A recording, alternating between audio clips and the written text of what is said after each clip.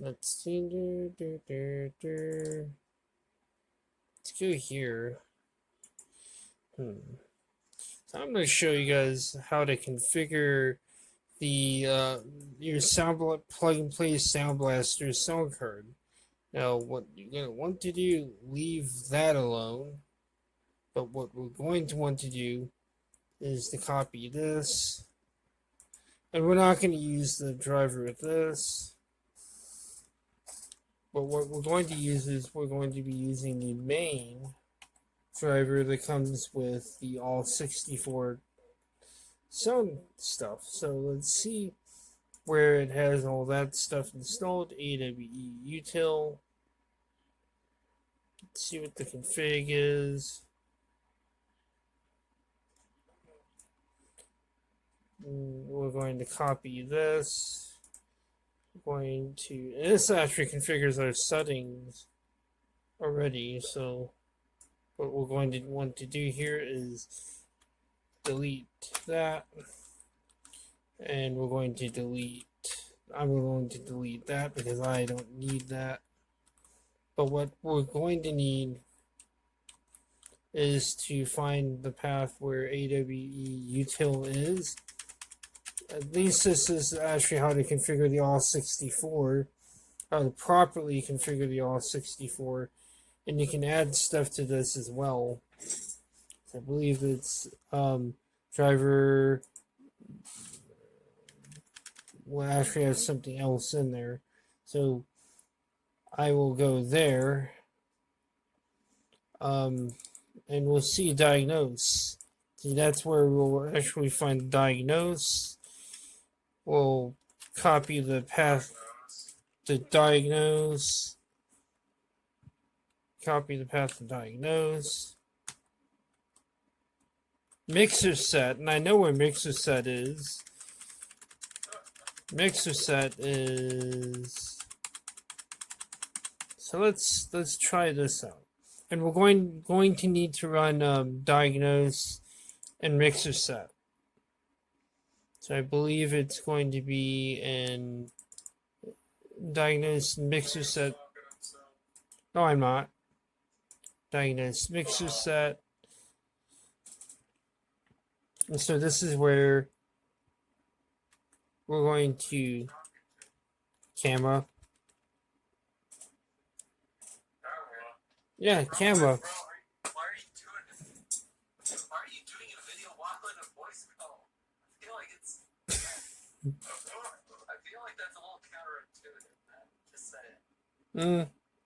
I just don't really care.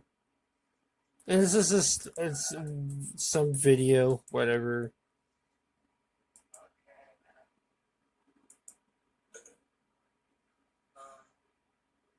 And it's just a little video. There isn't much to it.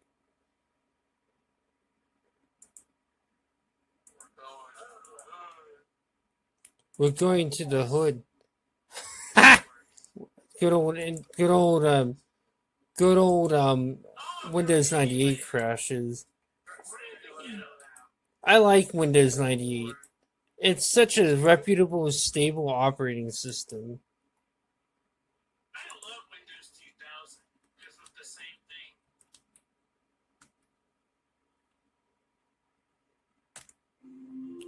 thing. Not really stable. It more like it crashes.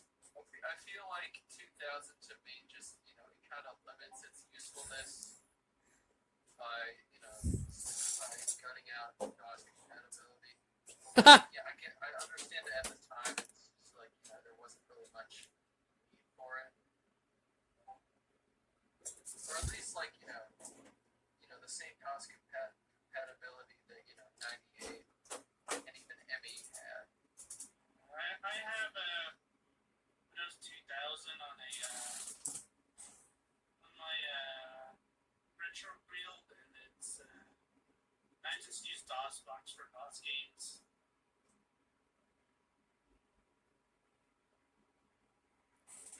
And this is the small, simple video. I still like Windows XP. I mean, yeah, Windows XP is great. I think Windows XP, you know, that was, you know, I think 2001 onward, you know, like I can kind of understand, you know, more the move from DOS stuff. CD. Right, it's actually more understandable. I'm gonna load up software. Also, you know, like Windows XP, just in general, like in retrospect, I feel like, you know, that is the 2000s operating system. Yeah. So what I'm going to do is I'm going to show you the path I kind where. of miss that time. Me too. Where it was just Windows XP stuff. See. This is. In the mid 2000s, we didn't have XP. We had Windows 2000 when I was a kid. Oh, your parents were idiots. But it's a good operating system, Windows 3. Yeah, but XP was better. XP did what 2000 did way better. XP was the finished version of 2000. I do know Windows 2000 was the last operating system with the classic flag logo. Yeah, that was the. Honestly, it was really only a carryover because, you know, it was really just a more of a workspace operating system. Right. Yeah, I didn't use XP until So they didn't really much later. focus on a rebrand. Like much later. By much later, like I already started using Linux, so I didn't use XP that much. Compared to 98, 2007. I used Windows XP. I think that was the first and second time I used. Well, not time, but first or second operating system I used. The first That was the first one I ever used.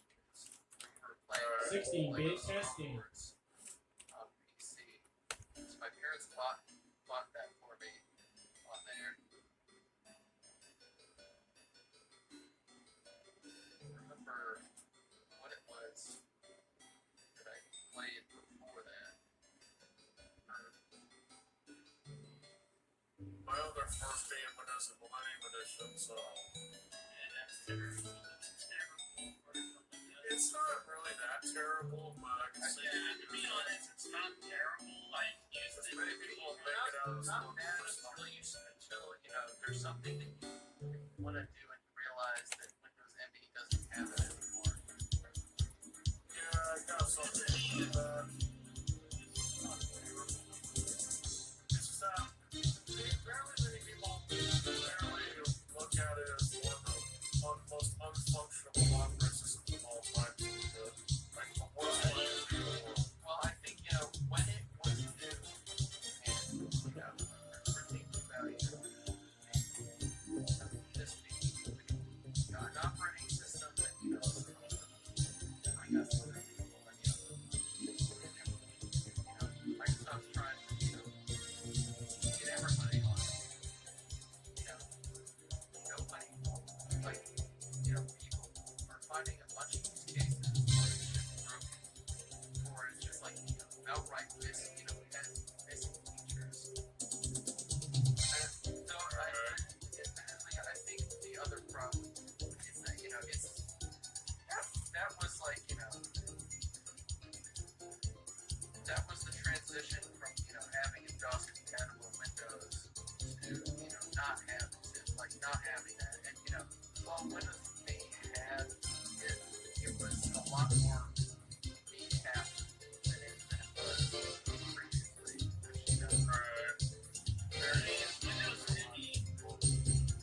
Windows ME is a lot functional than modern. Yeah, and I think that has more to do with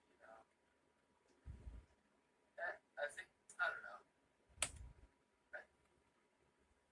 I feel like most of the problems with Windows now, like right now, are more of like an issue of telemetry and like There's more than that. well, I mean, Yeah, exactly. and There's also bloatware. Yeah, bloatware. Like the functionality of it has been fine for me for the most part. Like I've never been in a situation where it's become completely unusable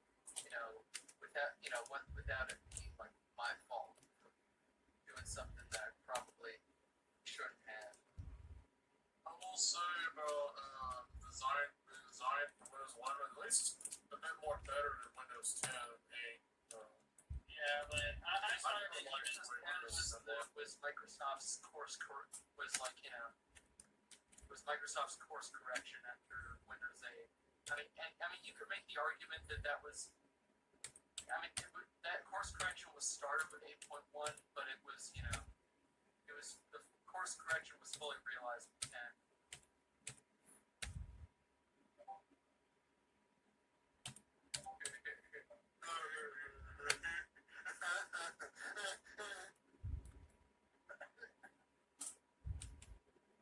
I didn't really know that Lloyd was in there. All our text is texting in voice, the voice failures, voice text. For me, Windows, I think it's Windows, for me, Windows 8 was the beginning of the end. Windows 11 is actually the worst version of Windows I've ever used. Oh, come on. Windows 8 is worse. Windows I would 11 say is fine. Windows 8 was okay when you have a classic shell, but I'll say the worst, in my opinion, would be Windows Vista. I'll be honest, I actually like Vista. I actually like it more than Windows. I'm gonna be honest. I had a Vista machine, or well, I didn't have it, but I used it to play Minecraft, and it was awful. It was what was it? An Intel Core Centrino, I think it was called. Yeah. We had a Core 2 Duo, like we had a brand new Core 2 Duo machine that ran Vista, and we ran Vista for years. I'd say the problem with Vista was it really did not play well for people that were already on Windows XP era hardware. You have to have something top of the line for the function really. Remember, we had Windows 2000 before that. We've kind of had that with Windows 11. Like, you really had to, like, you know, grab Windows by the throat and say, hey, install this shit or your ass is done. Literally, people had to figure out how to bypass that shit. Like, you know, Also, another thing I don't like about Windows. run Windows 11, but the thing is, I had to reformat, like, my C drive, or not format it, but change the format from MBR to GPT, I think, and then like change some BIOS settings, and then it would work correctly. I had spent days previously just trying to figure the shit out. It's just like, I don't know. I feel like Microsoft probably could have done something about it, at least about the disk format thing. Like, you know, hey, your disk is not formatted correctly for this. You can do this with this tool because you don't need to erase the disk to reformat it, to change the format. Right. There was Like, there's a tool that let me do it, and it worked fine. There was even a tool back Gosh, today guess where what I have? What? you can actually convert FAT16 to like FAT32 or something. Okay, so I'm thinking about getting like an SD to IDE adapter thing. That would be a good solution for that system of yours. I just mostly as like a secondary drive because I'm too lazy to move all my shit from the 12 gig disk that's in here. But anyway, I think suppose it's like what's a good tool for formatting SD cards for that sort of thing? Just use the Windows formatting utility. What's it called? Just use the format utility built into Windows that does the FAT32 LBA. Okay, so you just do FAT32, and then what's the max size that Windows 98 SD supports? Through I think 60. you can go up to 127 gigabytes, but there is a limit with FAT32. Some people say about 32 gigabytes. And after that, I don't know what the effects are. Well, 32 should be enough, probably. 32 plus 12, that's like 44. Quick maths. This should be fine. But yeah, I think. But what really baffles me is how expensive SCSI is. I know. I would go with that I method. don't understand why. I would go with that I method. do know SCSI is not as common compared to the IE. I guess it's because it's like that's a more boutique market because that's like the SCSI's more like like PCs, right?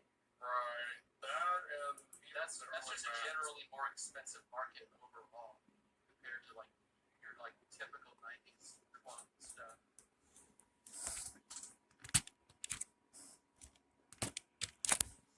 Control delete. Let's see if it boots up. This should all work. And this is like something that the creative sound drivers do not do. Is take full on advantage of the DOS driver set that's installed on the machine. So that's like one of the things that I actually had to configure just right now, reconfigure because I had it configured on here. Honestly, I feel like the AWE64 is like one step away from being like the best fucking DOS sound card. And the only thing that holds it back, at least for me, is like No OPL3. yeah, there's no like authentic OPL3. Also, fuck you, Brian. Hiding bitch. Fuck you. But anyway, like I know the AWE64 legacy card that the folks on Mogons made has like a real OPL3. But like, I don't think there's any of those available, and that shit's expensive. probably. So I thought I'd show you guys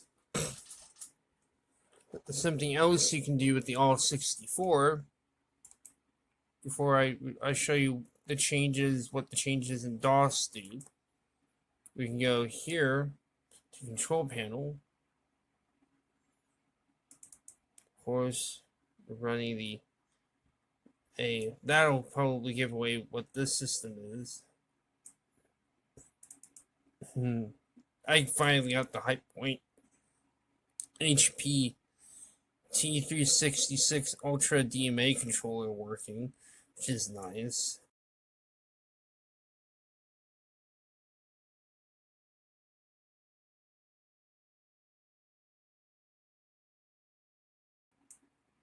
But like the one thing I would highly recommend doing is disabling this device after installing the drivers.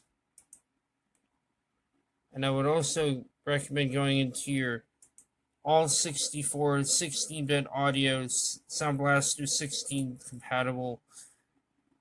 compatibility, enabling the Creative 3D audio. And then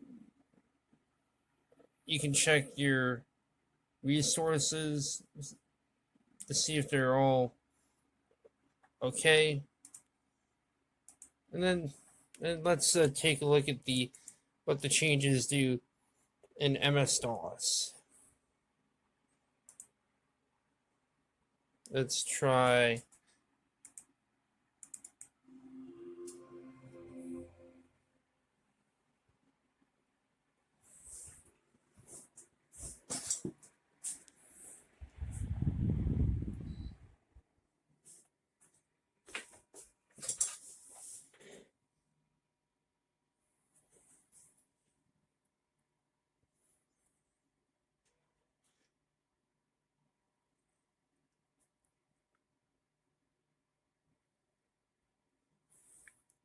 And you see the High Point chipset I actually installed,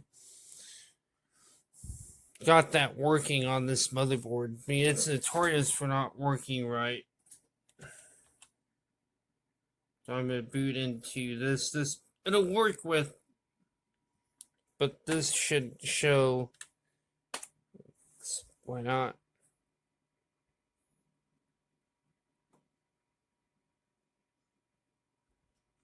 And I'm using a custom. And that, believe it or not, I'm using custom CD-ROM drivers. And as you saw in the video, where I was configuring all this in MS-DOS, we can do a little bit more with it. So I'll explain these two options. These are set for 30. Both you can add reverb and chorus to the FM. So let's show what the FM MIDI sounds like. Let's try, and MIDI and sound, by the way. Let's try that. Let's go to Wolf 3D.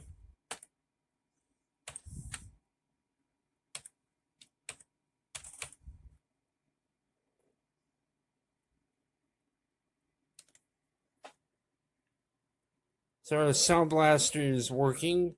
I'm using the Activision version of Wolf 3D. And so it reads our main memory as 256. I don't have, I used to have 512 megs on the system, but I thought 256 might be more than enough RAM.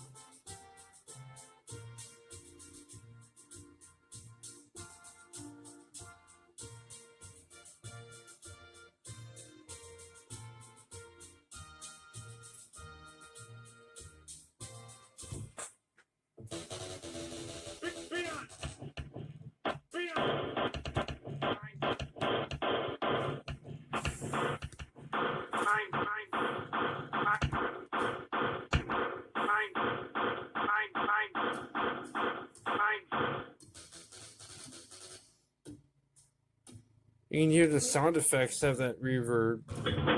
Except for the PCM audio.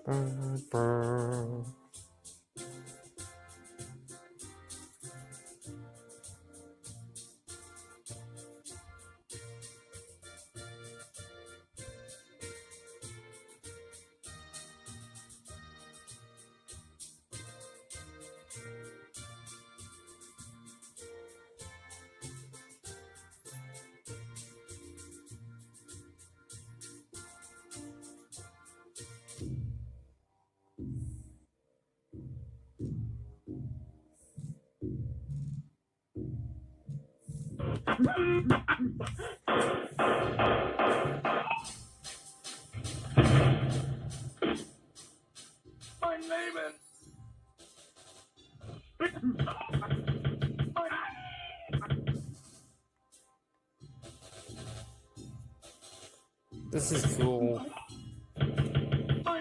Not all sound effects have that reverb effect.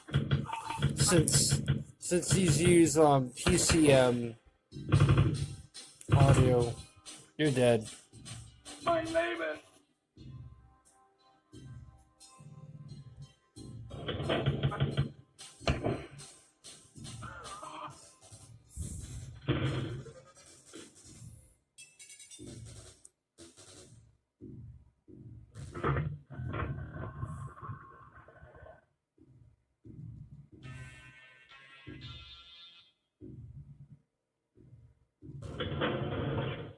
Hail to the king, baby.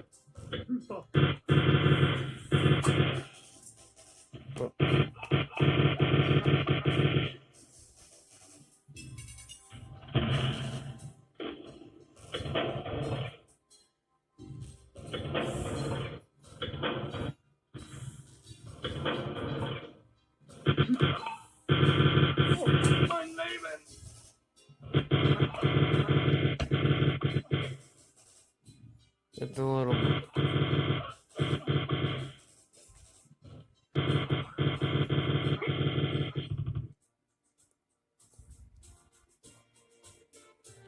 That's enough. That's cool. That is actually really cool. It has that reverb effect.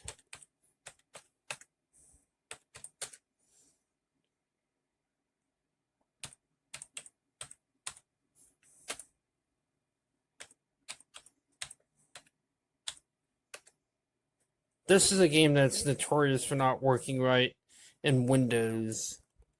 It only works in MS-DOS mode.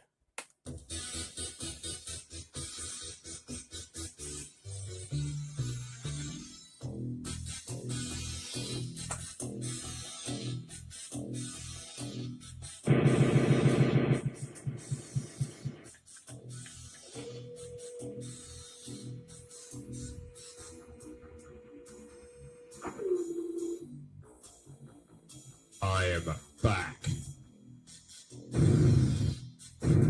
This game is the reason I have a Sound Blaster 16 sound card, by the way.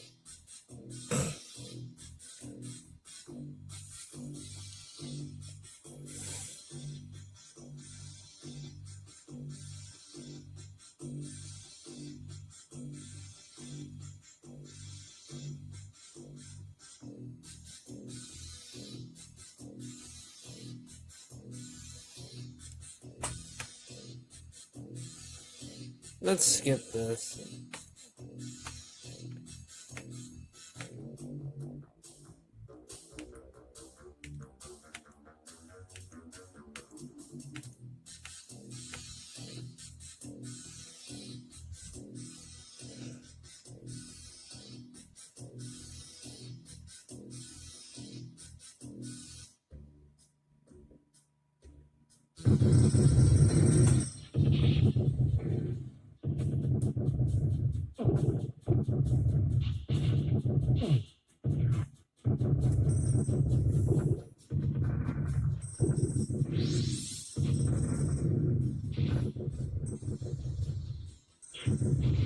I need to get a recorder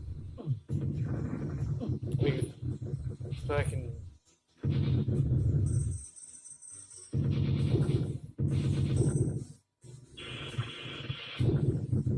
Star Trek door effects.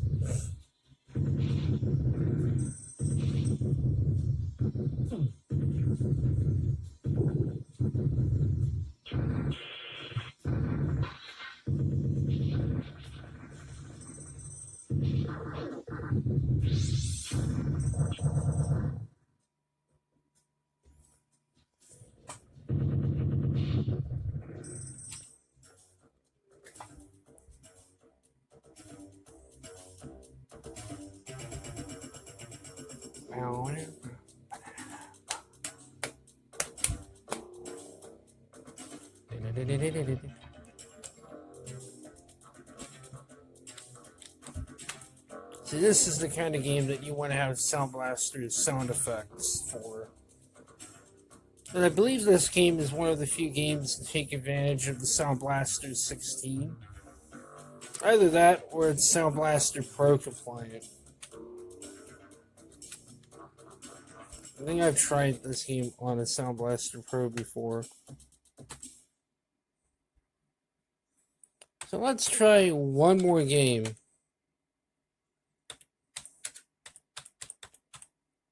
Let's try Descent. Let's try the setup utility. It's set for all 64 or all 32 because this card has all 32 built compatibility built right into it. One of the nice things about Sound Blaster's sound cards is that they had like previous generation sound card support built into it. So let's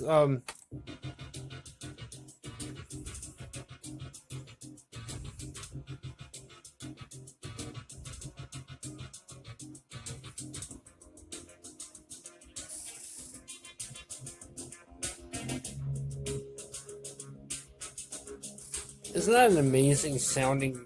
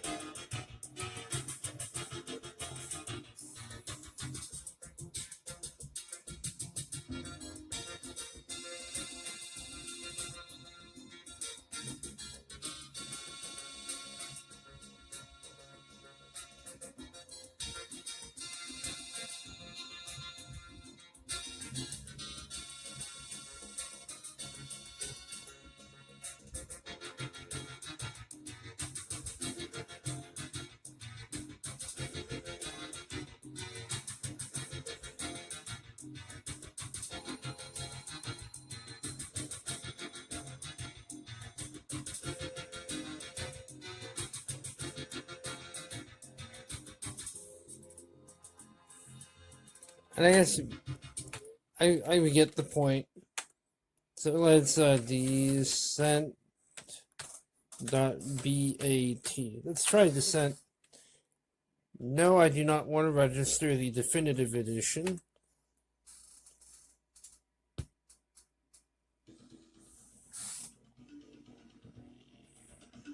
I gotta replay this game again. I've never really finished. I've never really completed this game.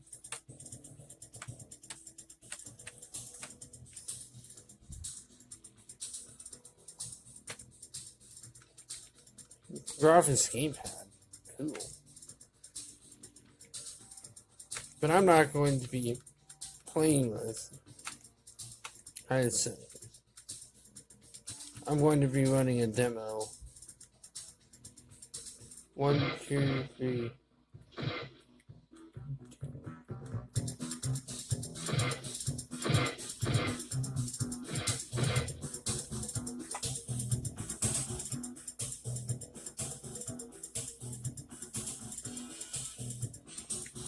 I'm just configuring this so that when I play the game on my own, customized keyboard. I'm going to show you guys controls that you probably want to set.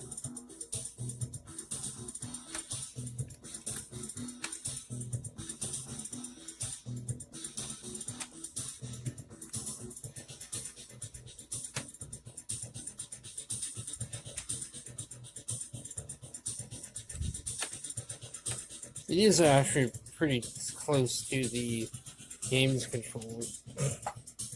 I wanted to use this game to demonstrate the 3D audio.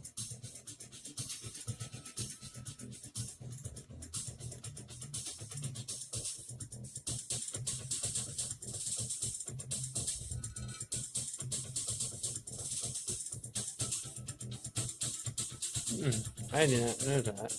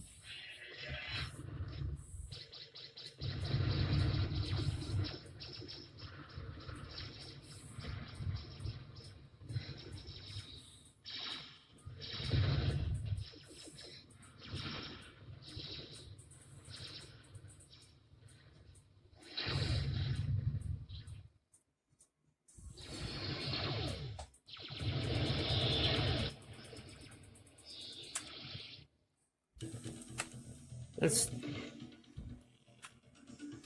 try the audio again.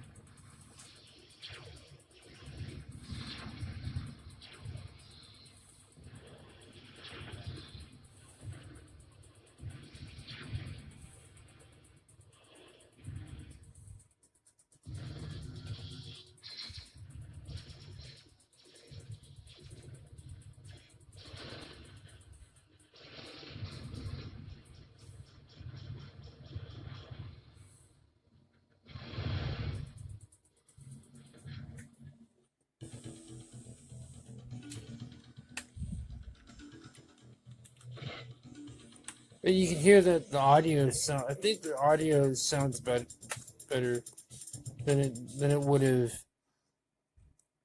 So let's try one more game. And this is actually going to be Doom with the Marine's Best Friend source port. I've already configured this. MBF.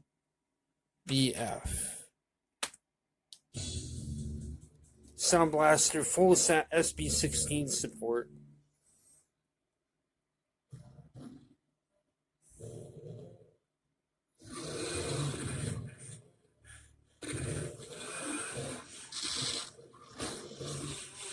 Creative Sound Blaster all 32 MIDI.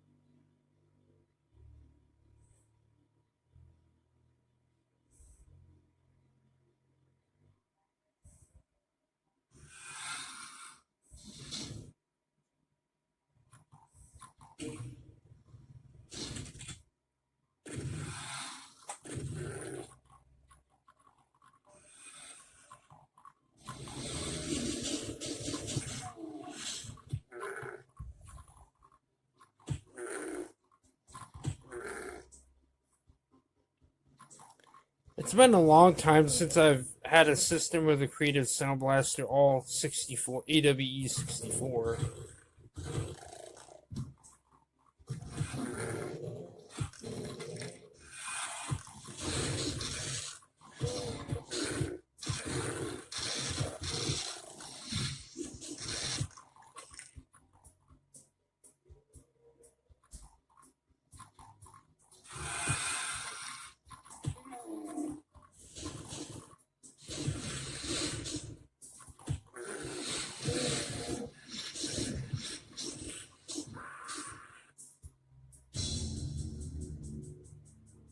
That's amazing audio.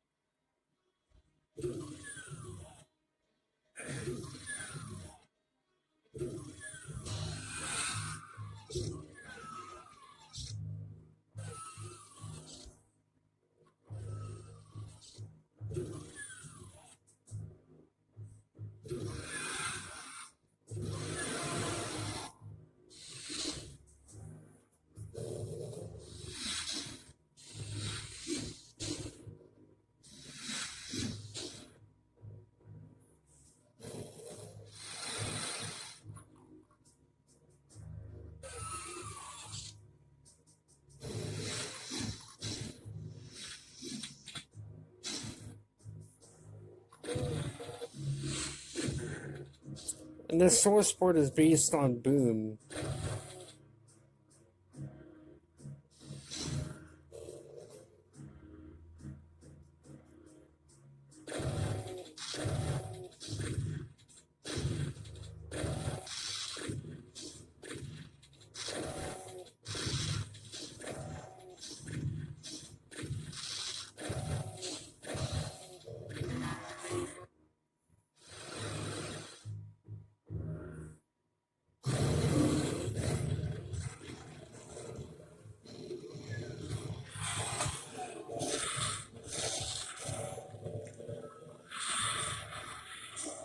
Turn the audio down.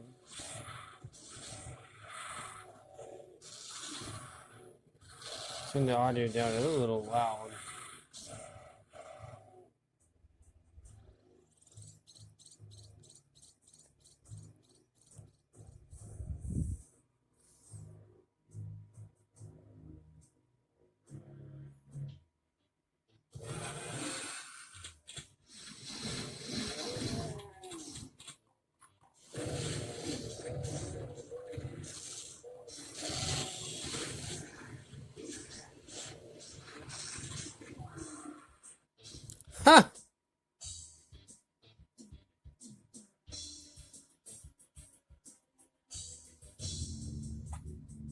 balancing must be a bit off with Doom.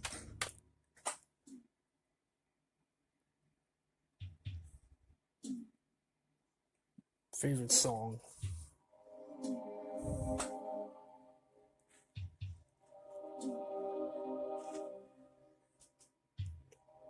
This.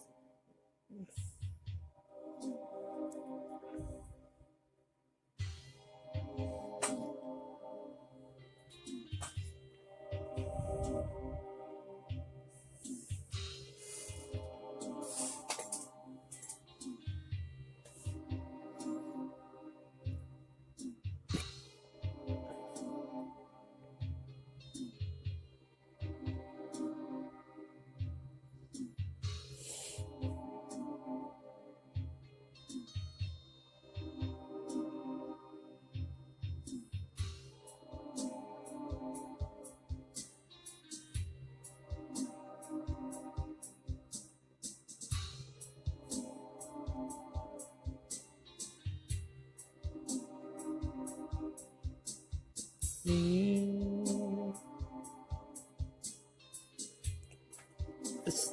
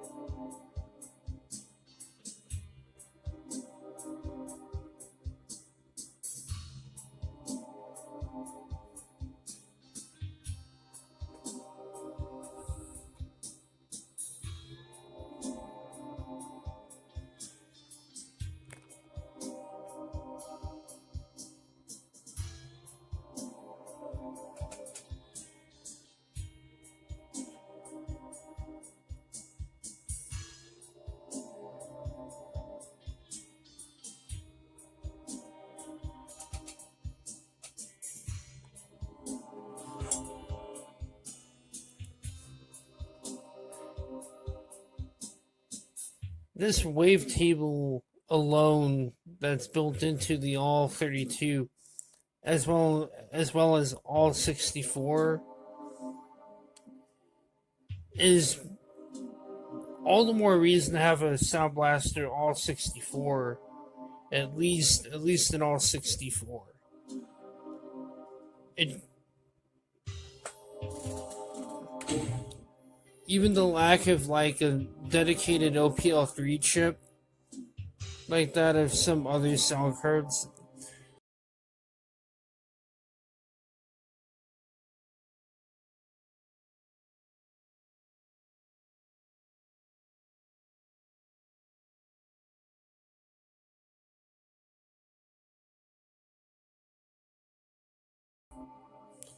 is still better than not having like good MIDI. Like this is pretty damn good.